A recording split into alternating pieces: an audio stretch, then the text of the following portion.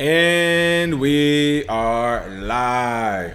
Good evening, crypto warriors, and welcome back to the Gym and the Crypto episode 417. Today is Friday, June 21st, and I'm King. And I'm Bitcoin Zay, and we are here to bridge the gap between cryptocurrency and the community Monday through Friday at 3-ish. 3-ish. In the afternoon, baby. That's right, and today we have a lot of good stories for you. We will, of course, be talking about Bitcoin inching closer to its all-time 2019 high of $10,000. All global crypto exchanges must now share customer data according to the FATF rules.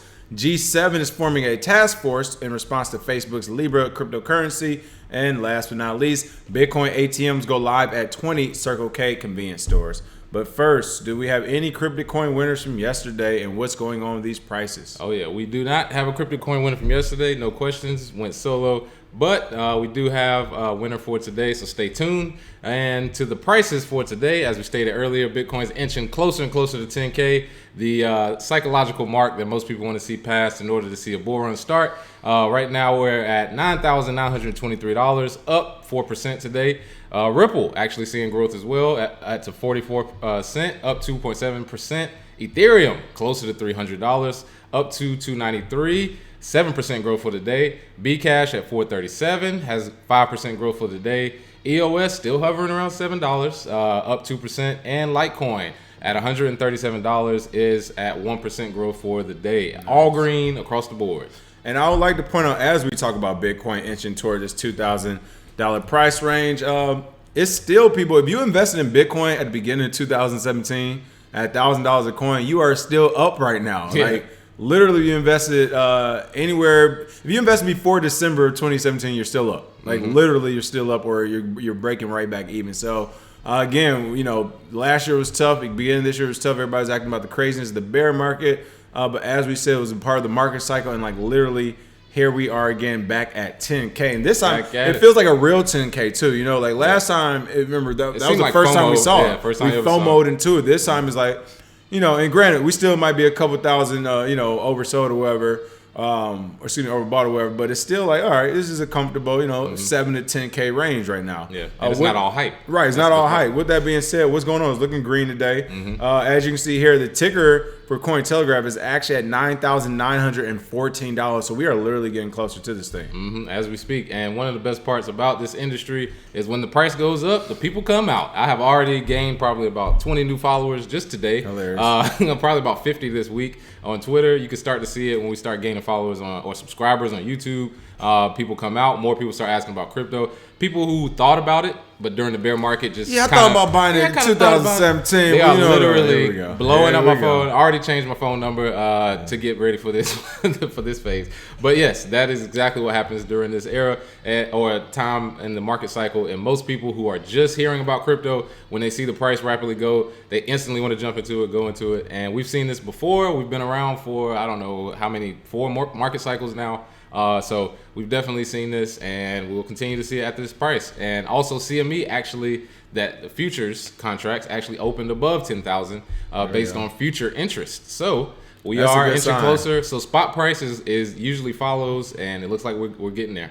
Right, there we go. So again, as we've said now since we began, it's not too late to buy Bitcoin. And again, for those who were in this, who joined the market when it was at 19,000, 14,000, 20K, I know this is a sigh of relief that we're headed back in that direction as well. Yeah. Good times ahead. And I mean, hey, I'm sure this time a lot of people will know how to move a bit better knowing how this market cycle goes. I mean, a lot of these people have fully been through a full market cycle now. So for the first time in their life.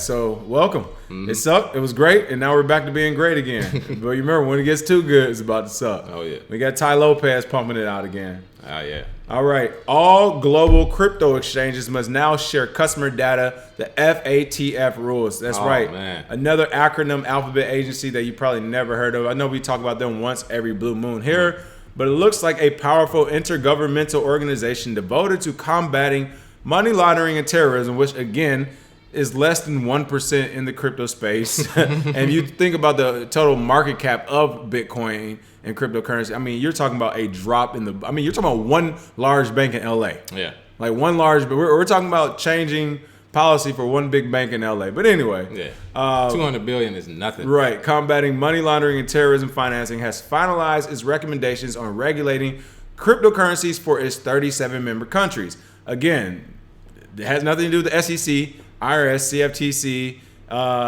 We got the Futures NFA. It is literally a totally different thing. It's going to tell these 37 member countries. This is the Financial Action Task Force, FATF, which standards released Friday include a controversial requirement that, quote, virtual asset service providers. Now, here we go, a new buzzword. I've never heard of a virtual asset service provider. Just made it up. On a Friday morning, as we always say, what was it, like Wednesdays and Fridays, including crypto exchanges, pass information about their customers to one another when transferring funds between firms.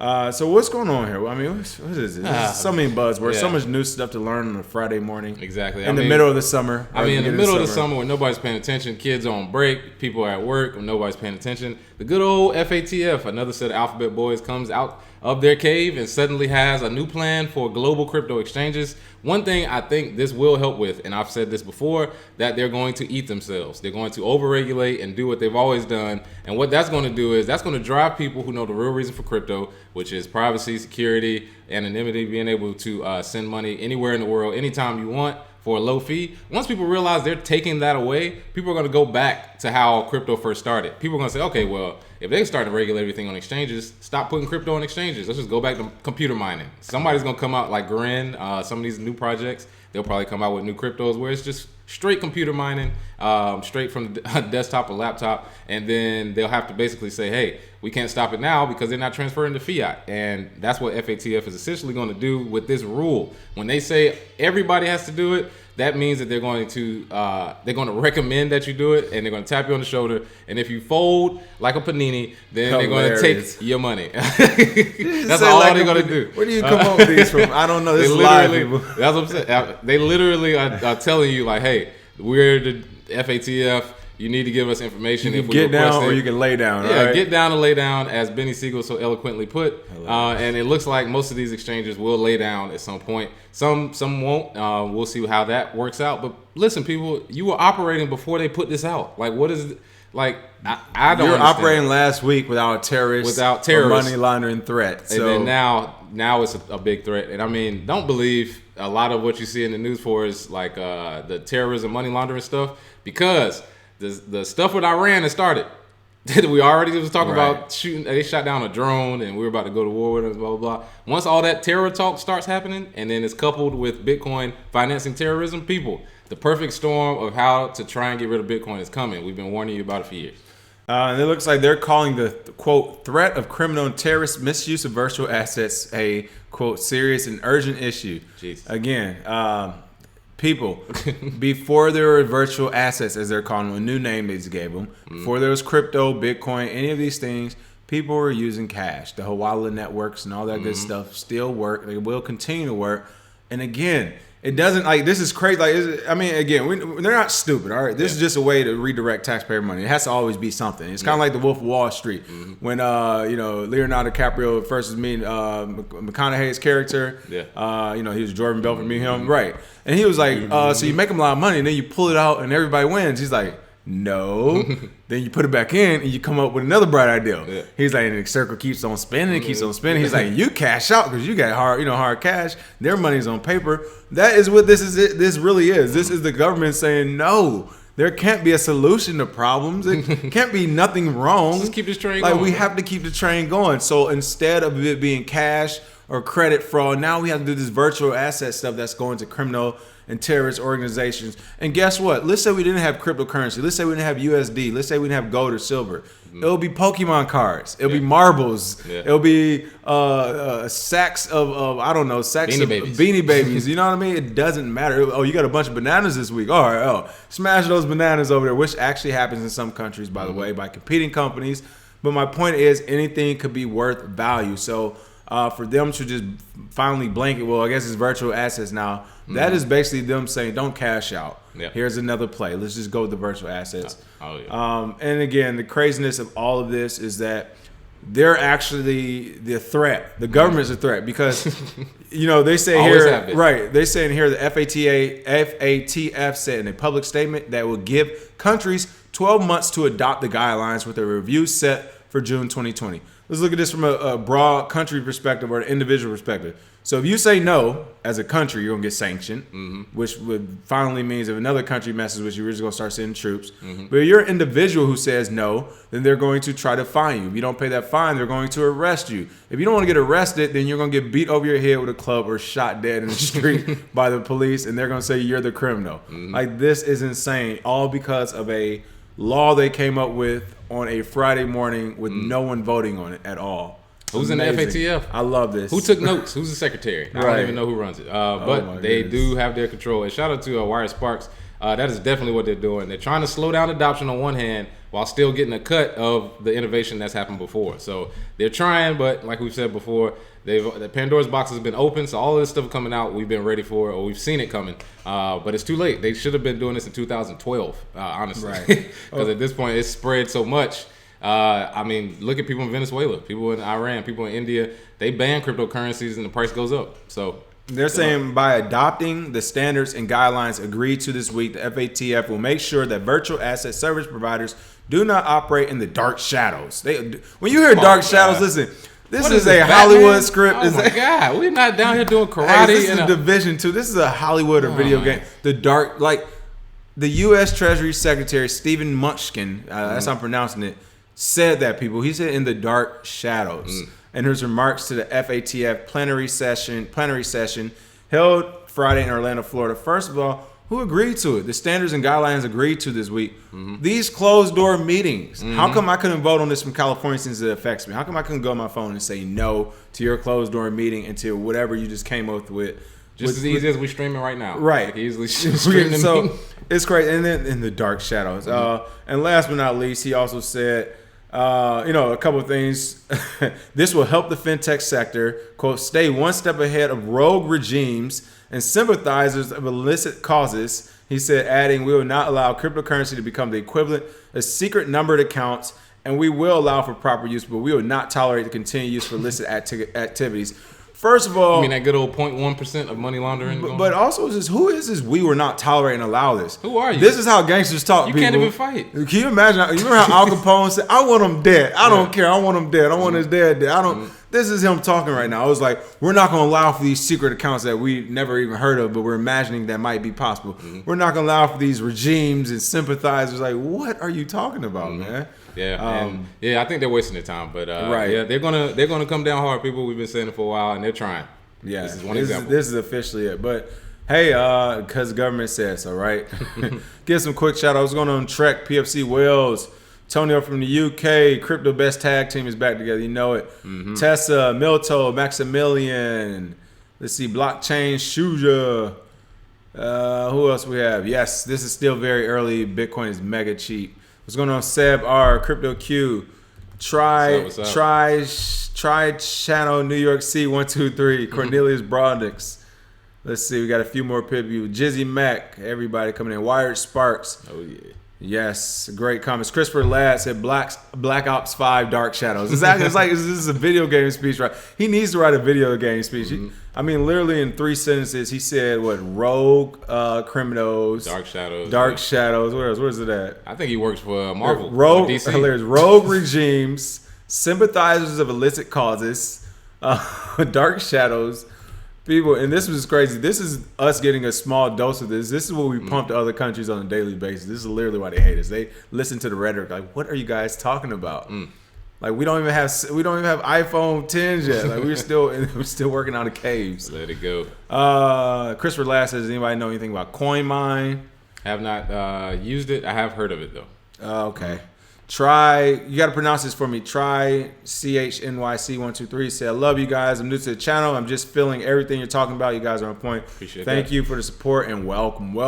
Oh, yeah. Sergeant Crypto, what it is. Jizzy Max said all they can do is write strongly worded letters. Hilarious. You know what? I'm going to write him an open letter. It literally sounds like this guy's trying to run for office in the next couple of years. I'm going to write this guy a letter. With these rogue nations. I'm the guy that brought down the rogue crypto warriors. Whenever I heard the word rogue, I think of, what's the actor who does the run you tell me about? Oh, Tom Cruise. Tom Cruise and his always running Mission somewhere. Impossible. When I hear rogue, I think of Mission Impossible. Mm-hmm. All right, speaking of rogue government agencies, looks like the G7 is forming a task force in response to Facebook's Libra's cryptocurrency. I'll let you pick this back up, but as a quick aside, I heard your show yesterday when you were talking about Libra and how the government is basically trying to join together. And it looks like this is a piggyback on it. I mean, they are literally scared. Mark Zuckerberg, gang. the bot, has them scared. He has downloaded empire level stats and he is executing it right now. What's going on with this? I know, right? Please don't make me cheer for Mark Zuckerberg. Right, I really hate to, but I think I might have to. Mark Zuckerberg on this point because, like we've always said before, his company runs off of users. If you don't use it, he doesn't have the company. So even though what he does is data mining, privacy is terrible, all that stuff. Yes, we know that. However, if you're a software development company and you decide to create a cryptocurrency or create any type of project, you should not be stopped by a consortium of governments coming together. It sounds like he needs to build. What do I always say, people? Hey, an army. Build an army. You can't just have money. Look, you can't just have money with no guns, Exactly. people, or you can't just hire auxiliaries. Come on, these are like laws of power. Read books, Machiavelli, the Prince. Stop sipping green tea with nerds. You know what I mean? To get you a couple AKs.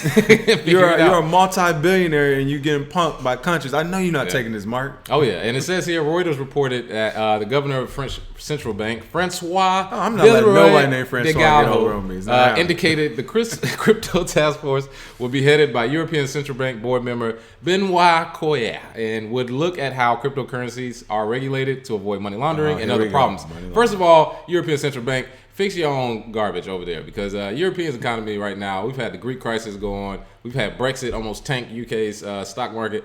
I don't want to hear about anything from European Central Bank right now about cryptocurrencies or Facebook's Libra till they figure that out. But moving forward, they've actually stated that it is out of the question that Libra will become a sovereign currency. And I've always stated, King has always stated, we are moving away from nation states and then we're moving towards sovereign places where there's people, like-minded people come together, spend the same currency, do the same activities, build houses or Wait, you mean you don't need a government to survive and live in peace? Oh, who would have thought? Who would have ever thought? You can do it on your own. Exactly. And for those of you who don't know about Libra, the cryptocurrency from Facebook, they call it that. Not really a cryptocurrency, but they want to stop it because they have 2 billion users, people. If they introduce a basically digital bank to 2 billion users who are familiar with Facebook, G7, the Federal Reserve, and all of that ilk over there that's been running it, this can't happen. You literally, even Maxine Waters jumped up out of nowhere and said something yesterday, and she admittedly doesn't know about cryptocurrency. So I don't know about what I'm talking about, but I'm gonna raise my voice, I'm gonna point some fingers, and I'm gonna make sure people listen to what I gotta say because that's what politicians do.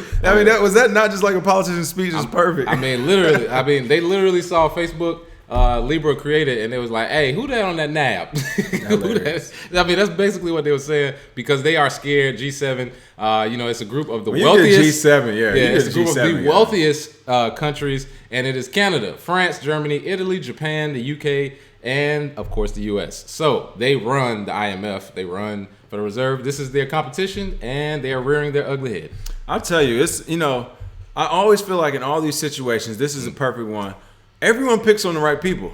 Like G7, I mean, don't get it wrong. Mark Zuckerberg clearly, I won't say punk or anything because the dude know how to move. But in regards to, I would love to see him come right back today and be like, come try it. Like, come try me. I'll end all you countries left and right. You know what I mean? I want him to come right back out. Kind of like, what's the guy who actually does do it a lot? McAfee. McAfee comes out 24/7. He's like, no, you ain't about to punk me. Like, Mark Zuckerberg, come out and let him have it. Like, what's the reason? We always say, why have all that money, all the FU money if you never say it? You have billions of dollars, put it to use. But what's even crazier is, again, these are the actual criminals and gangsters. When you talk about people like G7 who are trying to stop a private citizen from running a legitimate business. Like, he's literally running a legitimate business. He didn't wake up one day and was like, you know what, I'm going to sell weapons to criminals all across different countries. I'm going to sell drugs. I'm going to do this. No. He built a software company. He built a software company. And he has different leaders of countries coming after him. That is absurd. That's great. And personally, you kind of alluded to it at the beginning. You're like, hey, even though we're no fan of Mark Zuckerberg and his data sharing practices, I would personally, I would much rather work or be a part of an evil company or evil whatever, if they straight up told me, as he basically has at this point, you know, in the terms of abuse, if you read it, yeah, they are selling your stuff. Rather than continue to do this little fantasy thing where we're doing right now, where it's like, no, these are all the good guys. Like, but everything they're doing to me and my business like destroys it. So how are they the good guys? I don't get it. Yeah, man. And it's a shame to see this right here. Like, you literally have a private citizen start a company. He's getting attacked by the entire planet at this point. Yeah, man. That's crazy to see. We're alive to see it, people. This is a great time to be alive. What a time. Right. I'm glad it's actually getting recorded. So hopefully another 1,000 years when it happens again, and the government tries to convince you to get your guns again, people can be like, this hasn't worked like the last 3 or 4 civilizations that's been on this planet. It's crazy. Forget last time. All right. What's going on, Richard? Crypto bully from the nation's capital. Maximilian Price. Smash that like and share button, people. Who else we have? Sean, man. Our people are sadly going to fall for this Facebook coin. Oh, a lot of people are. Yeah, you know. MB Walter TV, what's going on? Seb R said, as a developer, what should I build as a service that would be profitable involving cryptocurrencies and blockchain technology? Oh yeah, so many different things. It's so many different things. I would say to start, I threw in blockchain in there just as as what I'm working on. But smart contracts is definitely a big thing coming for real estate. So building or being able to build smart contracts for different sectors, as well as maybe building a decentralized exchange that's completely anonymous. Whenever somebody figures that out, that's going to be probably the most money anybody's made, because if anybody can use it from anywhere without having to share that information, that'll probably be pretty profitable. So there's a lot of good projects to get involved in. Wired Spark said Deutsche Bank has been looking like trash for a while. I'm pretty sure they got hacked a couple years ago. Yeah. The only reason I know about Deutsche Bank is to get hacked, and I had to mispronounce it wrong like twice on this show. Jizzy Max said, speaking to Mark Zuckerberg, he's a robot. His programming won't allow McAfee mode. Exactly. That's hilarious. CryptoQ said he needs higher level stats. That is too funny. It won't allow for McAfee mode.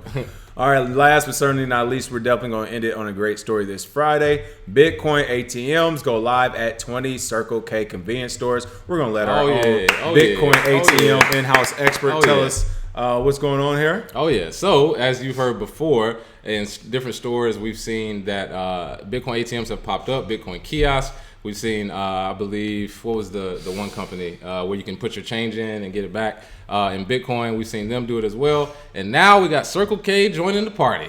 Digital Mint, if you haven't heard of them, there's one out here in Beverly Hills as well. Digital Mint, Chicago-based, over-the-counter trading. They're very big in the ATM space. They have a pilot program of 20 ATMs in Arizona and Nevada. And if you go into one of these Circle Ks, it'll be much like any other ATM. It'll just be a couple of different steps. And it is the largest expansion for the crypto platform since its founding in 2014. So that's great for Digital Mint, who's been putting in work behind the scenes. You have to be sort of behind the scenes as an ATM person. And they are allowing consumers to buy up to $20,000 in Bitcoin, Ethereum, and Litecoin per day. And it comes at a steep price because convenience costs. 12% per transaction. That is a very steep number to buy it. Price. But I will remind people that if you hold if you're buying it to hold, the price is going to go up. You won't even see that to 12 or 10%. That's fair. And most people I've seen that dollar cost average with cash. You do have to pay for that convenience. However, if you cut down the number of purchases from 20 down to like 3, you can basically get rid of that fee as much, but still dollar cost average over time and make that money back. So a lot of people are happy with Bitcoin ATMs. That's why they're in Circle K. That's why they're in stores. There's one in a few pavilions around the area. So definitely good to see. I'm sure you have to do KYC for a certain limit over, I believe, 9,000. But it is very, very convenient to be able to say, hey, I made some money trading. I can cash it out right now, cash in your hand, and not wait, for Coinbase or some exchange 8 days. So shout out to Circle K. They see the vision. This is going to be regular, people. You're going to see Bitcoin ATMs everywhere after a while. So better get used to it. My own thing is with a price point at that point, 20,000 a day for everybody. Circle K is going to need better security around those things. Oh yeah. Somebody, come on. Once people find out, I think definitely that's gonna, that attempt's gonna happen. That's a lot of money. And see, what I think, what most ATM companies do is they advertise that on the ATM, but it's not in the ATM. Right. You're gonna have to call a number. You're gonna have to meet somebody in the office, and then do over the counter, because then they got the locks and they got the security. So they advertise that, and that's still the same company, but you ain't doing it in that ATM. Hey, they like, oh, you gonna be here at 30? Oh, never mind. I just remember I'm good to go. Like, all right, we thought so. Right. PFC Wells going to track said thoughts on Move programming language. I haven't looked at Move yet. I'm still working on some other stuff. Let's see. Dylan Darchinville in the building. PFC Wells. What's the KYC process? Yeah, we're not sure yet. Oh yeah. Well, I will say the KYC that's being used now is if it's less than 1,000, just a phone number, and then if it's more than that, usually they'll ask for a passport or ID. From that point forward, and then anything over 10,000, I think you actually have to do over the counter with those different companies. So great to see it spreading, man. It's about 5,000 ATMs total in the world, and Circle K looks like they're gonna re-up on a bunch. There we go. All right. Other than that, what are we doing for the free cryptic coin today? Oh yeah. So for our free cryptic coin question, can't wait to see the responses. What do you think will be the final resolution from G7? Ooh. G7 is meeting all of the top economic countries that run it. Let's go ahead and kidnap them. Yeah, exactly. Black bag. I don't care. Let's get them out of there. Yeah, thank you. Exactly. Wait, what do you mean you can't stop the technology?